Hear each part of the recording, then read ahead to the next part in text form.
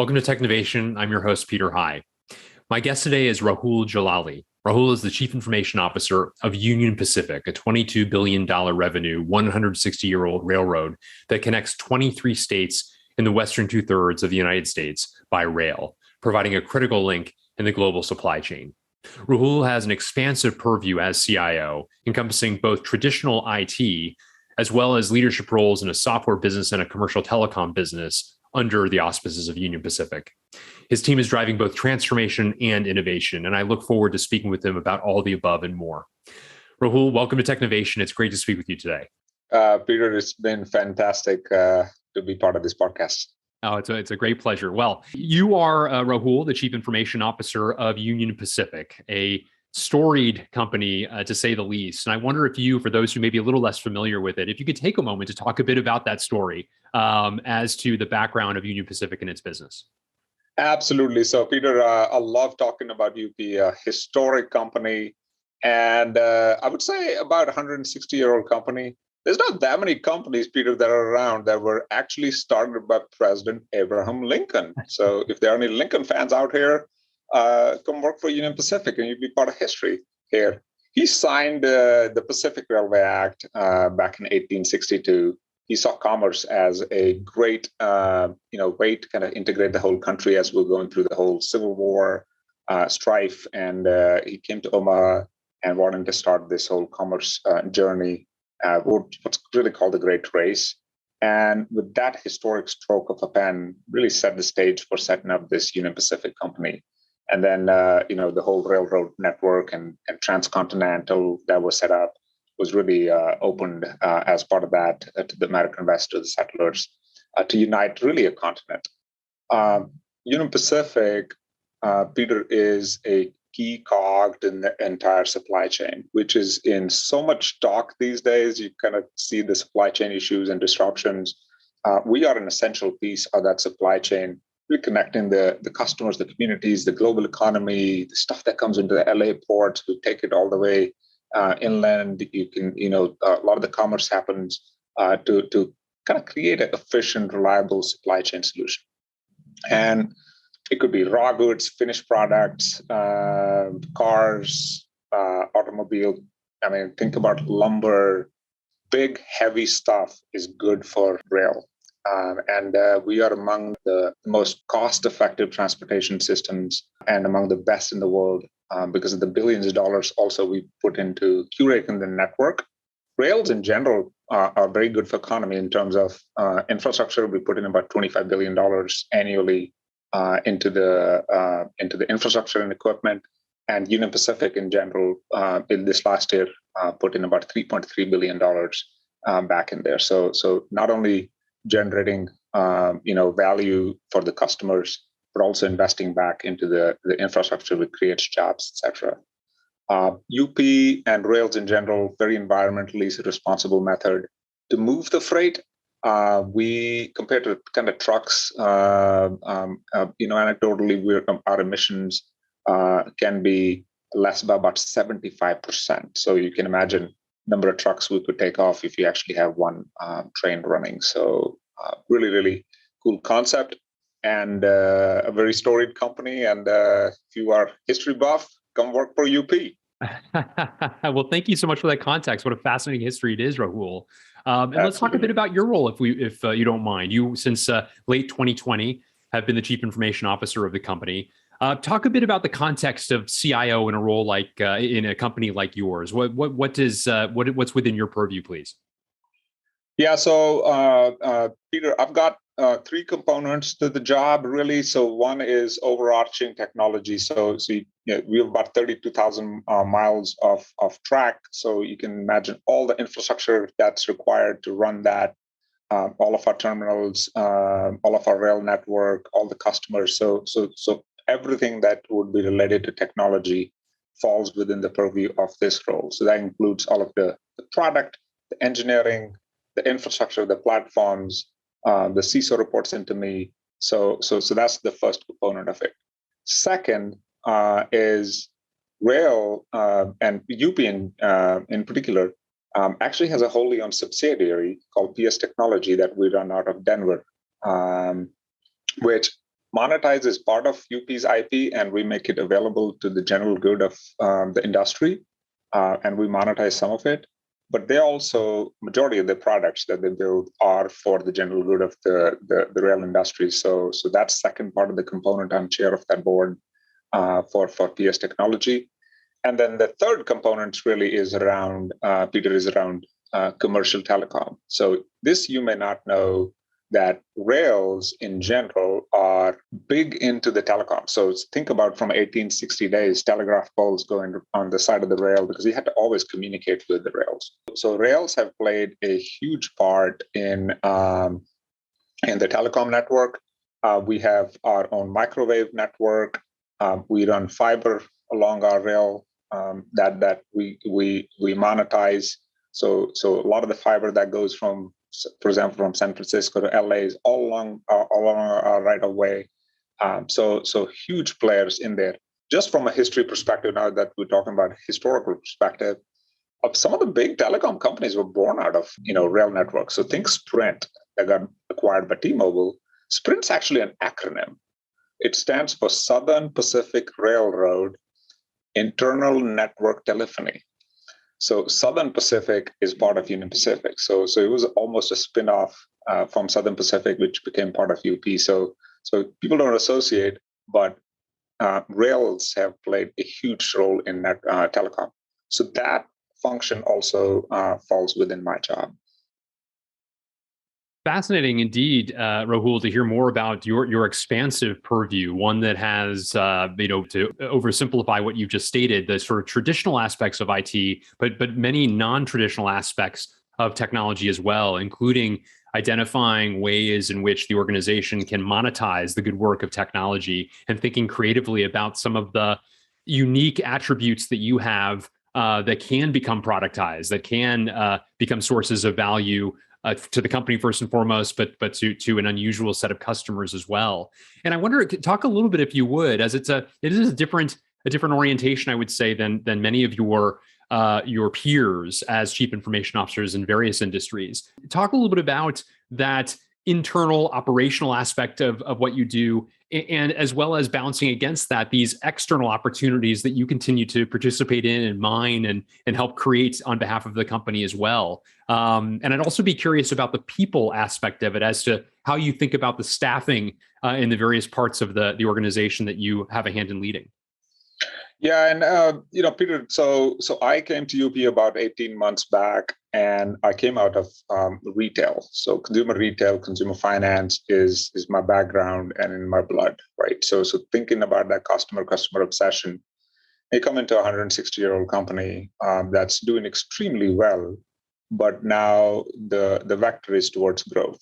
There's not that many 160-year-old companies that would say we're a growth 160-year-old company. So really, the role that I was brought into was really to start looking at having technology play the key part as the enabler for that growth. How do we now super optimize everything, use the analytics and data, and we can talk about it in detail in the subsequent sections. But how do we actually change, the way we work? How do we deploy a better digital experience across the board? How do we establish a high-performance culture amongst the people? How do we actually do it within the purview of diversity, equity, and inclusion? So those were the primary reasons that I was brought in for. And it's been a joy 18 months, to say the least, as we kind of put our strategic priorities together. We put a 3-year strategy centered really on 4 pillars, which is around people, process, technology, and in today's day and age, security, cybersecurity. So that's where the UP is headed. We focused on our total employee experience, customer experience, really shifting the mindset from this project-oriented. So a lot of the legacy companies fall into that purview of project-oriented to product. That's our play right now. We are a fantastic platform company, but I just see that we are actually just scratching the surface. So give you some stats. We do about 5.7 billion API calls a day. It's not that many companies that can claim to be that high level of intrinsic API platform companies. But I see that as we're just scratching the surface. So we're trying to get to a plug and play platforms architecture, connect seamlessly with the supply chain partners, creating these deep APIs now with the customers, two-way APIs. They need to come into to UP to get all their data, and we need to be able to get into their systems to understand that. And we're modernizing, leveraging really via the cloud, which is not very prevalent within UP about 18 months back. Now we're getting heavy into the cloud, improving really the speed to market, etc. And one of the ways that we're doing that is really changing the way we work. One takeaway from working in the retail, Peter, was this two-in-a-box concept with the customers. So with my internal business partners, as well as with the external entities, we embedded a lot of our UX people with the external partners, and we also embedded our internal people. We kind of streamlined one throat to choke kind of concept for my internal business customers. So we've really changed that, the way we work, maximize the success. And what it's producing is really a maturity in delivery. The cycle times are going down. The ask to actually delivery is significantly gone down as a result. We're deploying better digital experience because now we're able to think from a product standpoint. And in order to do that, ask the question about the whole people aspect. Companies, my philosophy is it all starts with people, ends with people. There's a business model in between, right? We are a company where I could tell you conclusively, hashtag, our people are the difference. And when you get a new job like this, Peter, you don't know really what you're walking into. The interview process tells you some stuff, but you find out once you're part of it. And what I really found out after I joined Pacific was really around that this is truly a company that values people. We've got brilliant minds here. You cannot build platforms the size that I mentioned here without that. But then there is this divine discontent about change that we see via the lens of technology as that enabler to continue to grow for the future. So I'm very excited with where Union Pacific's headed with this change journey.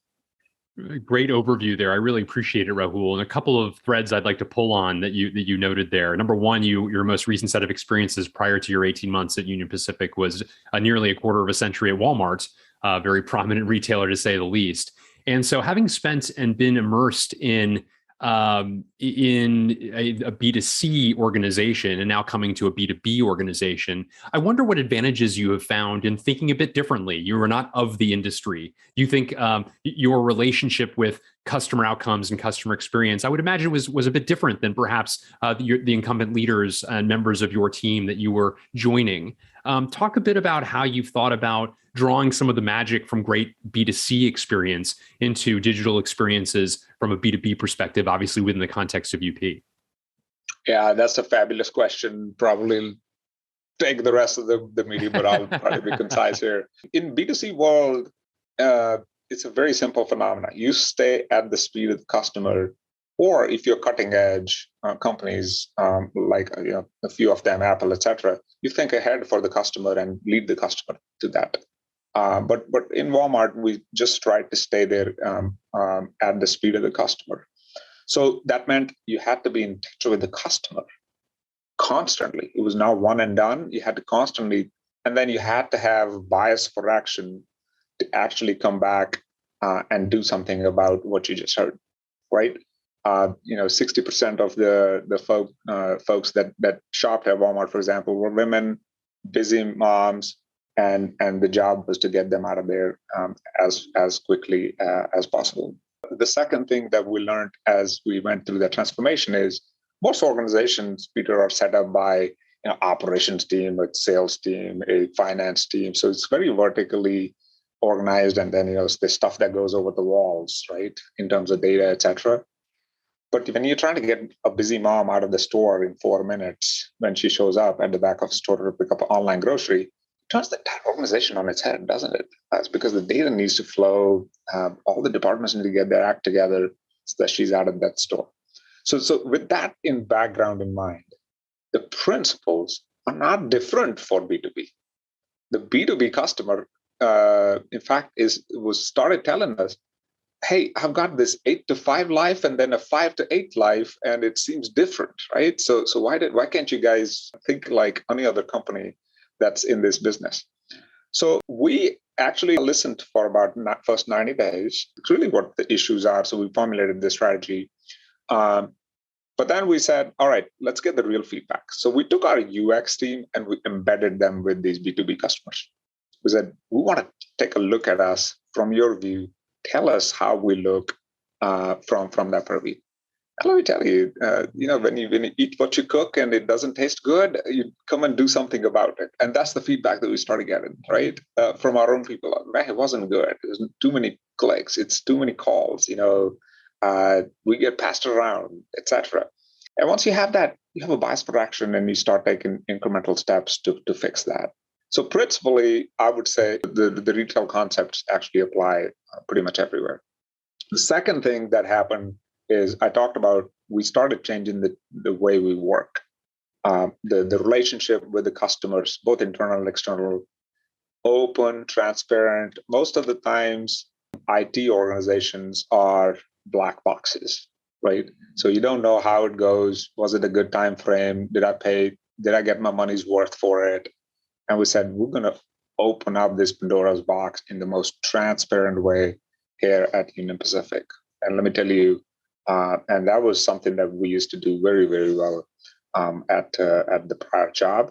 And those principles worked absolutely beautiful. I would say my peers on every 90-day basis know exactly what we're doing for them, what we did, what are we going to do, and how does it link to their strategic, 3 to 5 year kind of a roadmap. So when that happens, it starts building that critical, not only the relationships, but trust. Here's the funny thing. When you have trust and relationships, you can take the accountability to the nth level on either side. And we're beginning to kind of see the fruits of that, where, now more of the work's happening towards the ROI-driven projects. There's less and less work that's aimed at keeping the lights on. There's like this self-awareness within the organization that probably should stop that because we've been doing it for X period of time. But maybe we should shift ourselves to this entire growth engine. The customers, which is internal customers, kind of see that, hey, there's something wrong with this IT. They're faster. And that's a good place to be for a CIO here. And then the external customers, which is ultimately where rubber meets the road, right? If we can make an impact in running safe, reliable, consistent railroad, they know where their stuff is. We can give incredible amount of visibility and transparency into it. Again, concepts of retail that absolutely works in B2B. So I see total, it doesn't have to be different than my prior job. That's a great overview. I appreciate you sharing some perspectives on that. I also want to return to a fascinating concept that you mentioned in brief and have you share a bit more about this concept of becoming a platform company.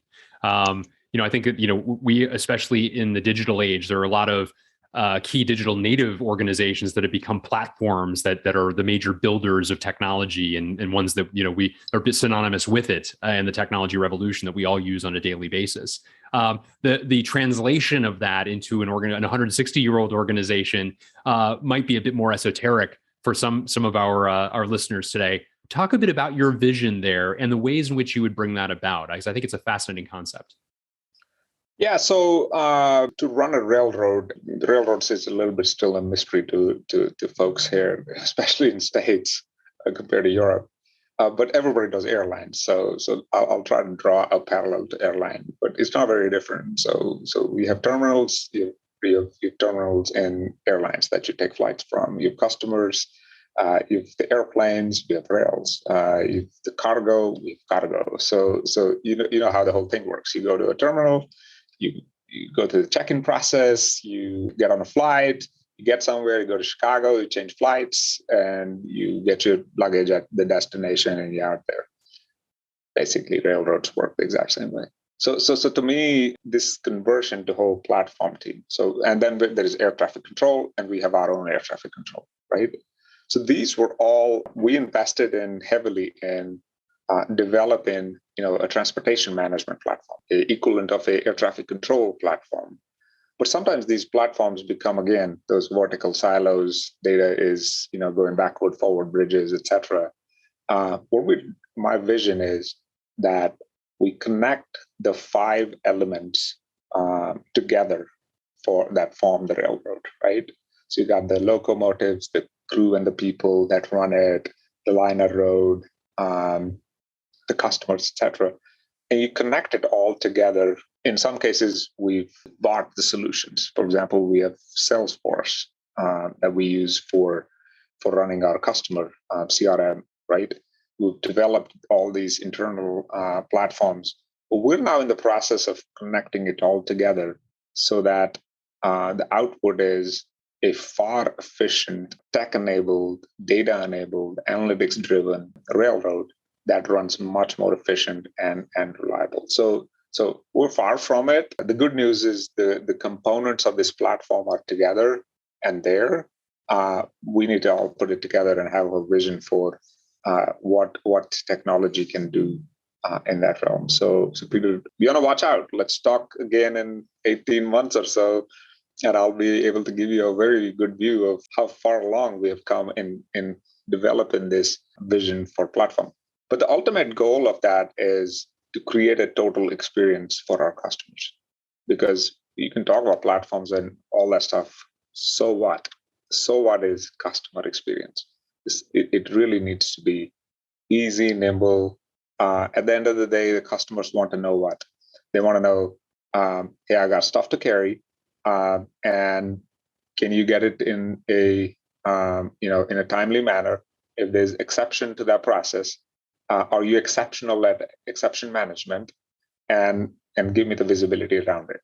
That's what platforms should at the end of the day enable for our customers, and that's how we're looking at it. That's what we are striving for.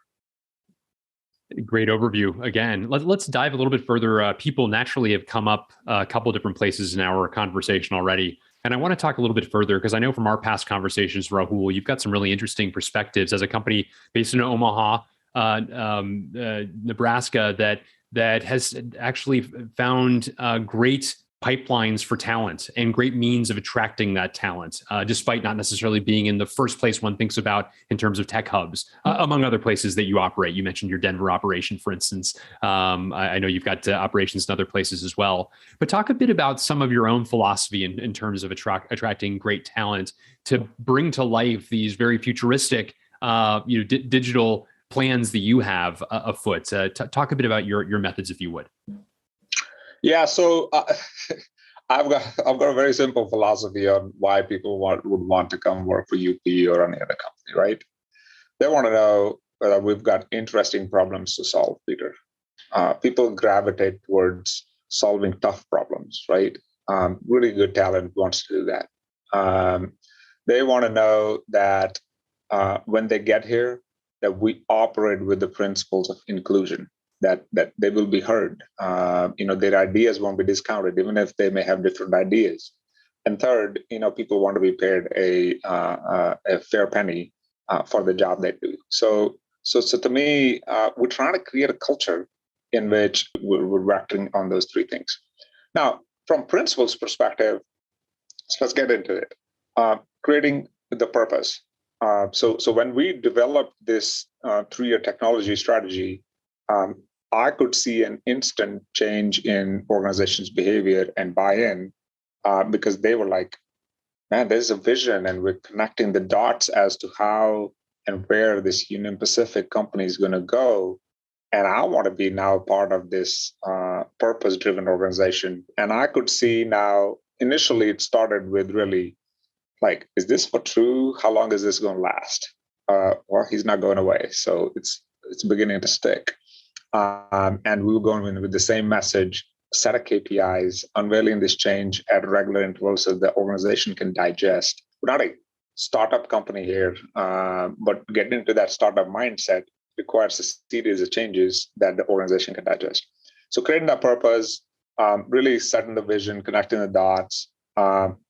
Second principle around consciously caring about people. I'm an operating CIO. I get into the details. I love KPIs. I love KPIs for everything. But you consciously care and dive into the data and you look at like attrition. Why are people, what are they telling you from surveys? And love to have this concept called visibly exude caring, compassion, and concern for employees. So that's that. And then practice relaxed intensity.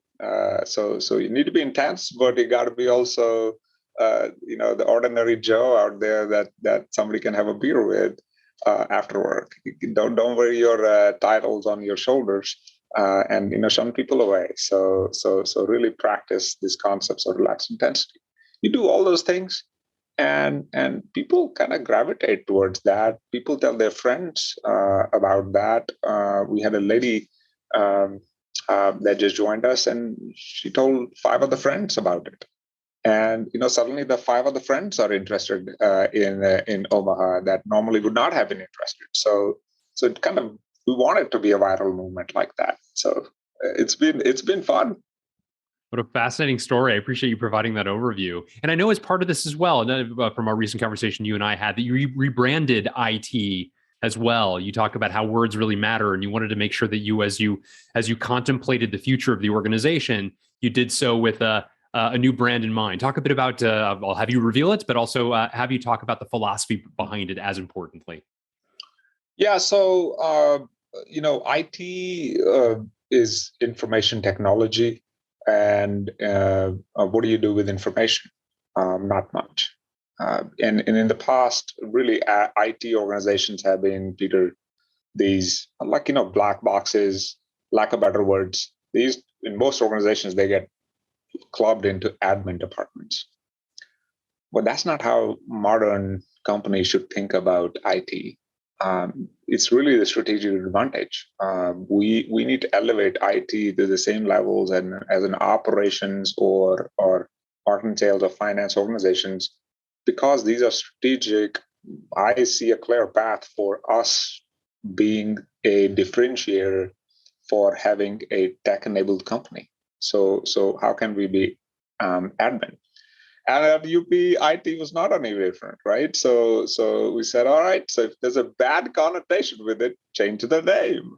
So we changed the name and simply call ourselves Tech. So the Tech team. And believe it or not, I have a IT swear jar outside. So anybody that says IT has to put $10 in it. We sure. I like that. IT has become a 4-letter word. It is a 4-letter word. And we are very well supported by our CEO, Lance Fritz, amazing visionary guy. And he gets it. He understands the strategic importance of it. Our board gets it. They understand the strategic importance of that. This is not an admin department. This is actually a ways to that unlocking the growth potential for a great company. I feel great responsibility that we're curators of a great legacy here, Peter. And it was a fantastic ship that was handed to us by our predecessors. My job is to exponentially make it better and then hand it off and have the next person kind of take it to the newer levels. Mm-hmm. But we're in this midst of this change to cloud and these amazing set of new capabilities that are coming out that we can talk about later, but from a future perspective. But I feel like that old IT mindset, that old project mindset won't cut it. So you kind of got to rebrand yourself. And I will tell my CIO friends, think about it. It's not easy, but if you create that buy-in about, and then you have the metrics and the KPIs that show that you're actually impacting change, you're actually engineering trust, you're actually sculpting change, you're actually helping accelerate growth. It becomes a believable thing, and that's what we're beginning to see that fruits of that now here at UP. And that resonates well with your past point about developing a high performance culture as well. You also briefly mentioned the importance of DE&I in developing those high performing cultures. Talk a bit about your own philosophy there and how you are helping the organization make progress relative to that topic. Listen, so we're like here a very Midwestern company, but we are representative of the area we are in. But it was a change that I personally saw at Walmart as to being that inclusive organization which brings and respects every skill set that may not look like you, they may not talk like you, but brings the skills that actually exponentially change the company and create an environment in which people feel comfortable. Is produced great results, and we're beginning to see that here at UP. My boss has done probably the most amazing job of creating like the direct report structure. If I compare a picture of today's leadership team here at UP versus what would have been in the past, it looks very different. And people are valued for what they bring to the table. I'm an exception, a non-railroader brought in to run technology at railroad.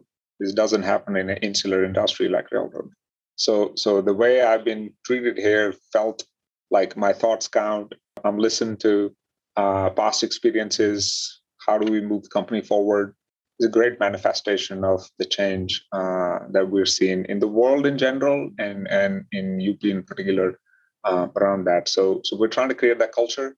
My personal philosophy is also, and I'm not ashamed to say this, that we need to be more consciously promoting women and make sure that there's representation that's consistent with the skill sets, and sometimes we discount that in general life, but we need to look past that.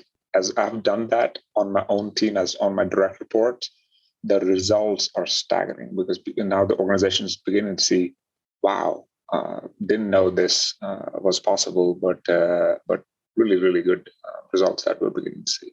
But a lot more to happen on that. We, as society, as country, or as a company, are far from where we need to be. Railroads, are not very attractive place, for example, for women because how our operations work. So we made some ambitious ESG goals, Peter, as a company, to double the number of women that we have working, which in the field and in the operations, etc. So I feel really good about the absolute positions we've taken on this topic of D&I and ESG in particular. That's great. Well, thank you for that overview. I wanted to talk to you a bit about trends. You've mentioned a few of them that excite you in brief, and I wanted to give you an opportunity to talk about, perhaps with a little bit more detail, what excites you as you look to the future, what trends you anticipate riding or investing in the next couple of years. Yeah, so as we're not digitally native company, as you alluded to earlier, right? We are stuff that's new at UP is world class, and stuff that's old at UP is old. So we have to deal with the whole gamut of it. I feel like the job of CIO needs to first and foremost start with keeping the company safe. So cybersecurity usually takes a lot of, I worry about that stuff. Keeps me up at night that, we need to keep the company safe. But yet, as we're going through these transitions, building these beautiful platforms and with signing deals with Salesforce and SAP and others, right? Really creating the first trend that I'm seeing is this around the cybersecurity mesh, right? How do we create this flexible, composable architecture that integrates widely and disparate security services, these 32,000 miles of track now, the IoT devices that we have. So my CISO, I know, Rick, really thinks hard about how to create this best of breed standalone security solutions to work together. And what's that going to be? So I foresee cybersecurity mesh and continued work on the tools, etc., as a trend that won't cease anytime soon. The second is around data. We've got petabytes of it. So how do you actually now take this data provide more flexible, resilient integration of data sources across platforms, business users, so that you can make it available everywhere, irrespective of where exactly it lives. Why? Because we need decision intelligence out of it. We need to enhance human decision making, potentially automate it through use of like automated analytics, simulations, AI. The so what of that improve the customer experience. The third trend, Peter, what we're really seeing is around this whole concept of cloud native platforms. So instead of doing lifts and shifts, which initially that's what we're doing, is to get our feet wet on this. But we're also now fast and furious looking at like what are the cloud native platforms, technologies that we need to build architectures that are resilient, elastic, and agile to begin with. So that's a big trend. I see the fifth trend really I see is around total experience. So you've got it's not just about customer, it's about employee, it's about all of the experiences, user experience, multi-experience, multiple touch points, accelerate growth. So this whole notion of totality of the experience is going to be a trend that doesn't go away because realistically, your best experience today is your common minimum experience tomorrow. If you get a package from Amazon and you order it today and you get it back tomorrow, when if it comes 2 days later, it feels like a bad experience, right? And yet 5 years back, that would have been great.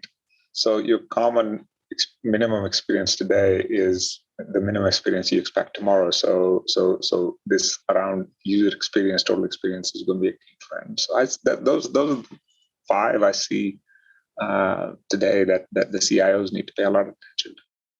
That's great and representative of, again, this expansive point of view you have as the technology leader within UP. I appreciate you providing an overview of each. Rahul, before I let you go, I wanted to ask you to reflect a little bit on your career and the secrets to your success, some of the key choices that you made, people you met. I'm curious, especially as you might frame your comments for the benefit of somebody who might be earlier in their career, but wish to follow in your footsteps in one way, shape, or form. What have been some of the difference makers as you think about your pathway to the upper levels of an executive team at such a large and meaningful company as UP?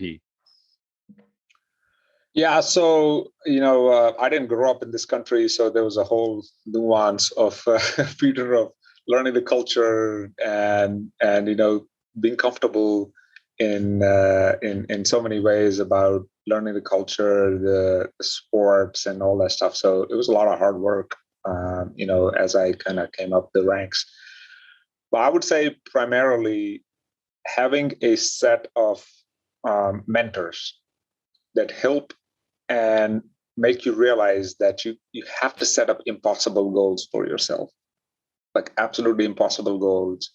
And then have these mentors really parse it down for you, because impossible is an interesting word, right? One apostrophe and it says, I am possible. And I was fortunate enough to have these mentors that would say, oh, you can go do that. Like, how? I'm not even capable of that. And then they would guide me through it. And those were the apostrophes that became I'm possible. One of the things that one of my early mentors taught me is keep your yes speech ready, right?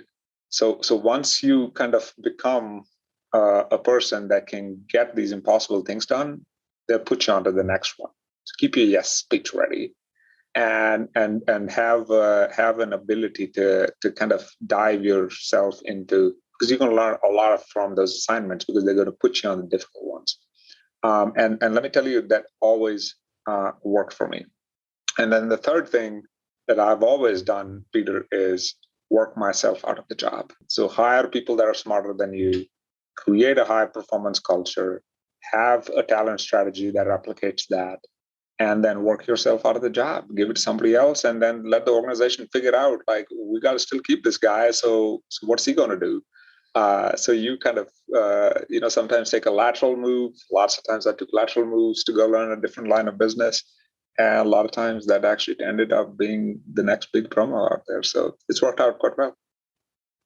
Clearly it has, Rahul. Thank you for sharing that. I think great insights. And so so pithily offered as well. I like the get your yes speech ready and finding great mentors. The key ingredient that is people who will take an interest in your career, but then also doing great work in the job that you're given.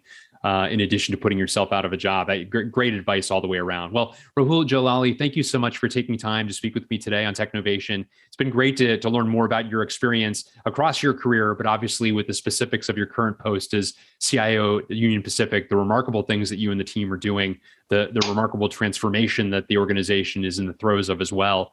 I certainly appreciate you taking time and sharing a bit of your perspectives. It's been a wonderful conversation. It's been absolutely wonderful, Peter. Thank you very much.